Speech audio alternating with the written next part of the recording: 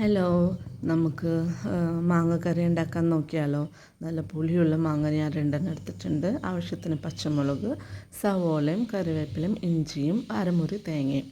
പിന്നെ അതിനുള്ള പൊടികളൊക്കെയാണ് മുളക് പൊടി, മല്ലിപ്പൊടി, ഗരം മസാലയും മഞ്ഞൾപ്പൊടിയും. അതെല്ലാം 1/4 ടീസ്പൂണേ എടുത്തിട്ടുള്ളൂ. അപ്പം നമുക്ക് മാങ്ങ ഒന്ന് കഴുകി വൃത്തിയാക്കി കുഞ്ഞു കഷ്ണങ്ങളാക്കി കൊണ്ടുവന്ന് ഇവിടെ വെച്ചിട്ടുണ്ട്. ഇതുപോലെ നമുക്കിഷ്ടമുള്ള രീതിയിൽ നമുക്ക് ചെയ്യാം. അപ്പം ഞാൻ ഇതുപോലെ കുഞ്ഞു കഷ്ണങ്ങളാക്കി ഞാൻ ഒരു പാത്രത്തിലേക്ക് ആക്കി വെച്ചിട്ടുണ്ട്. അതിലേക്ക് മസാലകൾ എടുത്ത് വെച്ചത് അതിലേക്ക് തട്ടിയിട്ട് ഞാനതൊന്ന് നന്നായിട്ട് മിക്സ് ചെയ്തിട്ട് കാണിച്ചു തരാം. ഇത് നമ്മൾ സാധാരണ ഡയറക്റ്റിൽ ഉള്ളിയൊക്കെ വരട്ടുമ്പോൾ തന്നെ ഇടുന്നുണ്ട്. പക്ഷെ നമുക്ക് ഇതുപോലെ ചെയ്താൽ വേറൊരു ടേസ്റ്റായിരിക്കും. അതുകൊണ്ടാണ് ഇതിങ്ങനെ. പിന്നെ മാങ്ങക്കറി ഇങ്ങനെയാണ് പൊതുവെ വയ്ക്കാറുള്ളൂ. അപ്പോൾ അങ്ങനെ ഞാൻ ചെയ്ത സൈഡിലേക്ക് മാറ്റി വെച്ചിട്ടുണ്ട്. പിന്നെ ഇതൊക്കെ ഒന്ന് കഴുകി വൃത്തിയാക്കിയിട്ട് വരാം. അത് കഴിഞ്ഞിട്ട് കഴുകി കൊണ്ടുവന്നിട്ടുണ്ട്. ഇത് കുഞ്ഞിതായിട്ട് അരിഞ്ഞ് നമുക്ക് കൊണ്ടുവരാം.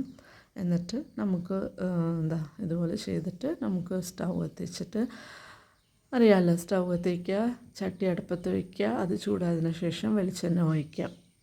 അപ്പോൾ ഈ മാങ്ങക്കറി നമുക്ക് എളുപ്പത്തിൽ ഉണ്ടാക്കാൻ പറ്റും.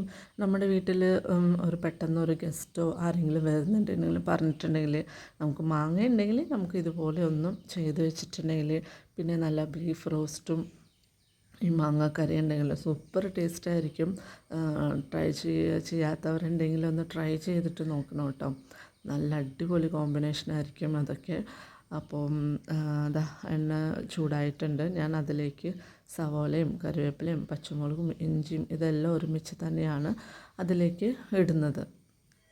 അതെല്ലാം അങ്ങോട്ട് ഇട്ടിട്ട് നന്നായിട്ട് മൂപ്പിച്ചെടുക്കണം കേട്ടോ ഇത്.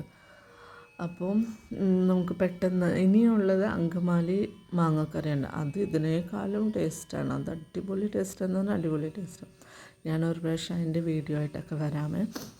അങ്കമാലി മാങ്ങക്കറിയും നല്ല നല്ല അടിപൊളി ടേസ്റ്റാണ്. പിന്നെ ഇത് ഇത്ര എളുപ്പത്തിൽ അത് ചെയ്യാം. അതിലിച്ചിരി ഉള്ളിയും സവോളയും ഒക്കെ വേണം അതിന് നന്നായിട്ട്.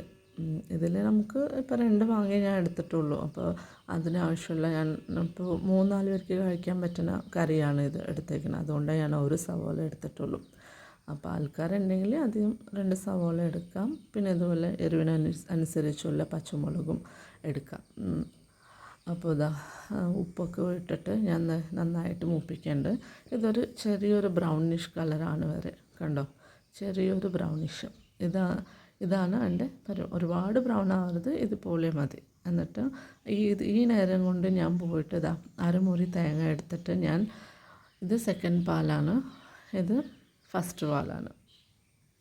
പിന്നെ ഫസ്റ്റും സെക്കൻഡും പാലാണ് എടുത്തേക്കുന്നത്. നമുക്ക് ഇച്ചിരി കൂടി മാങ്ങ അധികം ഉണ്ടെങ്കിൽ 3 പാലെടുക്കാം. ഫസ്റ്റ്, സെക്കൻഡ്, തേർഡ് എടുക്കാം. ഇത് ഞാൻ ഇച്ചിരിയല്ലേ ഉള്ളൂ, അപ്പോൾ അതുകൊണ്ട് ഞാൻ 2 പാൽ മാത്രമേ എടുത്തിട്ടുള്ളൂ. അപ്പോൾ ഇതുപോലെ ഒന്ന് നന്നായിട്ട് ബ്രൗൺ ആയതിന് ശേഷം ഞാൻ നമ്മൾ മിക്സ് ചെയ്ത് വെച്ച മാങ്ങ അതിലേക്ക് ഇട്ടിട്ടുണ്ട്. എന്നിട്ട് ഈ മാങ്ങ നന്നായിട്ട് അതിലിട്ടിട്ട് നന്നായിട്ട് മൂപ്പിച്ച് എടുക്കാം. മൂപ്പിച്ചിടുന്നതിന് ശേഷം ഈ മാങ്ങ വേവിക്കുന്നത്, ഈ വെള്ളം ഒഴിച്ചിട്ടല്ല ഇത് വേവിക്കുന്നത്. ഇത് പാലിൽ തന്നെയാണ് ഇട്ട് വേവിക്കുന്നത്. ഇത് നല്ല മാങ്ങയായിരുന്നു ഇതായാലും. അപ്പോൾ ഞാൻ ഈ മാങ്ങ 2ാമത്തെ പാലൊഴിച്ചിട്ട് ഞാനതൊന്ന് വേവിച്ചെടുക്കട്ടെ. ഇത് 2ാമത്തെ പാൽ ഞാൻ ഒഴിച്ച് അത് നന്നായിട്ടൊന്ന് മിക്സ് ചെയ്ത് ആ മസാല മിക്സ് ചെയ്ത് വെച്ച ആ പാത്രം കൂടി ഞാൻ ആ പാലൊഴിച്ചൊന്ന് കഴുകി അതിലേക്ക് ഒഴിക്കുന്നുണ്ട്. അപ്പോൾ ഈ മാങ്ങ ഒരുപാട് വെന്ത് പോകരുത്. ജസ്റ്റ് ഒരു സ്പൂൺ വെച്ച് ഒരു കുത്തിയ 2 പീസാകണം. അത് ഒരുപാട് വെന്ത് പോയിട്ടുണ്ടെങ്കിൽ കുഴഞ്ഞു പോകും. അപ്പോൾ അതത്രയും ടേസ്റ്റാണ്. മാങ്ങ നമുക്ക് കടിച്ച് കഴിക്കാം. വെന്തിട്ടുണ്ടോ എന്ന് ചോദിച്ചാൽ വെന്തിട്ടുണ്ട്. അപ്പോൾ ആ ഒരു പരുവാവണ വരെ നമുക്കിതൊന്ന് നന്നായിട്ട് എല്ലാം റെഡിയാക്കി വെച്ചിട്ടുണ്ടെങ്കിൽ പെട്ടെന്ന് തന്നെ നമുക്ക് ചെയ്തെടുക്കാൻ പറ്റും. അതുപോലെ ഇത് നന്നായിട്ടൊന്ന് തിളച്ചപ്പോൾ ഞാൻ ഫ്ലെയിം ഒന്ന് കുറച്ച് വെച്ചിട്ട് ഒന്നുകൂടി ഞാൻ അടച്ച് വെച്ചിട്ട് വേവിക്കുന്നുണ്ട്. അത് ഇച്ചിരി കൂടി ഈ മാങ്ങയ്ക്ക് ഇച്ചിരി വേവ് കൂടുതലുണ്ടായിരുന്നു. അല്ലെങ്കിൽ ഇങ്ങനെ തിളയ്ക്കുമ്പോൾ തന്നെ പെട്ടെന്ന് വേവേണ്ട മാങ്ങയൊക്കെ ഉണ്ടാവും. ഞാൻ സ്പൂൺ വെച്ച് കട്ട് ചെയ്തിട്ട് അങ്ങനെ മുറിയുന്നില്ല. അപ്പോൾ ഞാൻ ഒന്നും കൂടി അടച്ച് വെച്ചിട്ട് ഞാൻ വെച്ചിട്ടുണ്ട്. എന്നിട്ട് ഫ്ലെയിമും കുറച്ച് വെച്ചിട്ടുണ്ട്. അപ്പോൾ അത് കഴിഞ്ഞിട്ട് ഞാൻ വീണ്ടും വന്ന് നോക്കിയപ്പോഴത്തേക്ക് മാങ്ങ ഞാൻ കട്ട് ചെയ്ത് നോക്കുന്നുണ്ട്. അപ്പോൾ ഓക്കെ, ഒരുവിധം ആയിട്ടുണ്ട് മാങ്ങ. കണ്ടോ, ഇതുപോലെ ഒരുപാട് വെന്തും പോകരുത്, കുഴഞ്ഞും പോകരുത്, ഇതുപോലെ നമുക്ക്. അപ്പം ഞാൻ ഇച്ചിരിയും കൂടി ആവാനുള്ളത് കൊണ്ട് ഞാൻ ഒന്നും കൂടി ഇട്ട് വെച്ചിട്ടുണ്ട്. ഒന്നുകൂടി അടിച്ച് വെച്ചിട്ട് ഒരാവിക്കും കൂടി വരാൻ പാകത്തിനും അങ്ങനെ അടിച്ച് വെച്ചിട്ടുണ്ട്. പിന്നെ എൻ്റെ കയ്യിലൊരു ഫോണും കൂടി ഉള്ളത് കൊണ്ടാണ് എനിക്കെല്ലാം ഇങ്ങനെ ഷേക്കിങ് ആവുന്നുണ്ട്. ഒരു കയ്യിൽ ഫോണും വെച്ചുകൊണ്ടാണ് ഇത് ചെയ്യുന്നത്. അപ്പോൾ അതുകൊണ്ടാണ് ഇങ്ങനെ ഒരു ഷേക്കിങ് വരുന്നത്. നമുക്കെല്ലാം ശരിയാക്കാം. അപ്പോൾ ഞാൻ മാങ്ങ എടുത്ത് നോക്കിയിട്ടുണ്ട്. ഓക്കെ, ഇത് കണ്ടോ, നമ്മൾ ഒറ്റ കട്ട് ചെയ്തപ്പോഴത്തേക്ക് 2 പീസായി, ഒരുപാട് വെന്തിട്ടുമില്ല. എന്നിട്ട് ആ മാങ്ങ വെന്തത് കൊണ്ട് ഞാൻ ഫസ്റ്റ് പാൽ അതിലേക്ക് ഞാൻ ഒഴിച്ച് വെച്ചിട്ടുണ്ട്. കണ്ടോ, ഇനി ഫസ്റ്റ് പാൽ ഒഴിച്ച് വെച്ചിട്ടുണ്ടെങ്കിൽ അറിയാമല്ലോ, ഒരുപാട് തിളയ്ക്കാനോ ഒന്നും പാടില്ല. നന്നായിട്ട് മിക്സ് ചെയ്ത് ഒന്ന് വെച്ചിട്ടുണ്ട്. ഇനി അടുത്ത നമുക്ക് സ്റ്റെപ്പ് ഉള്ളതെന്ന് വെച്ചിട്ടുണ്ടെങ്കിൽ നമുക്ക് ഇനി ഇതിലേക്ക് കടുക് പൊട്ടിച്ച് താളിക്കണം. അപ്പോൾ അതിന് ഞാൻ എടുത്തേക്കുന്നത് കടുക് എടുത്തിട്ടുണ്ട്. കടുക് ഇതിൽ കാണിച്ചിട്ടില്ല. കടുകും ഉലുവയും ചെറുള്ളിയും വറ്റൽമുളകും കറിവേപ്പില ഇതിൽ ഞാൻ കാണിച്ചിട്ടുണ്ട്. അപ്പോൾ ഞാനൊരു ചെറിയ പാൻ അടുപ്പത്ത് വെച്ചിട്ടുണ്ടായിരുന്നു. അത് കത്തിച്ചിട്ട് എണ്ണ ഒഴിച്ചിട്ട് കടുകും ഉലുവയും കൂടി പൊട്ടിച്ചതിന് ശേഷം ഉള്ളിയും വറ്റൽമുളകും കറിവേപ്പിലയും കൂടി അതിലേക്ക് ഇട്ട്, അറിയാമല്ലോ കടുക് പൊട്ടിക്കുന്നത്, അതുപോലെ അത് നന്നായിട്ട് മൂപ്പിക്കണം. ഒരു ചെറിയൊരു ബ്രൗണിഷ് കളറാവുന്ന വരെ മൂപ്പിച്ചെടുക്കണം.